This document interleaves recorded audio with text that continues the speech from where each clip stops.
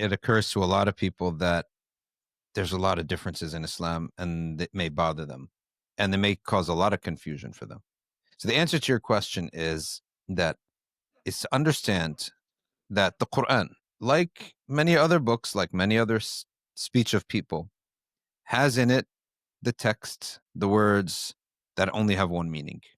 And it has in it verses and words that can carry multiple meanings. A sect is a deviation from the texts that only have one meaning. We are not allowed to deviate from those. If you do, you don't make any sense. You're following your whims. The truth is very crystal clear, and you are a deviated sect. We're not going to take anything from you. You're off the trodden path. But interpretations of these other kinds of texts that can have multiple meanings, those are just opinions and schools of thought that are acceptable because the language of the Qur'an allows for those different meanings. So unity in Islam is upon those clear-cut texts upon which there is no ambiguity nor room for interpretation.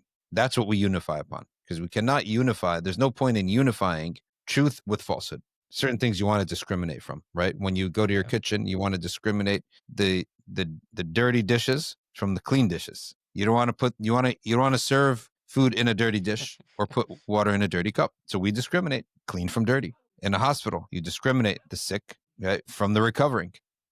You don't want the sick and the healthy to be mixed. Likewise, in Islam, our unity is upon those kinds of texts and verses that have no ambiguity in their meaning, and they have only one meaning, and we unify upon that. As for the words that have multiple meanings, we should enjoy the differentiation, the different interpretation, and the variety and the variables that come into play through those interpretations, as long as those interpretations are loyal to the meaning of the Arabic language and the Yeah, and methods I of also interpretation. Yeah, and I think one of the scholars also that I heard said it beautifully that this is a really good thing where we have difference of opinion, different perspectives on things. It's just kind of how God made us in different color, shapes, and forms.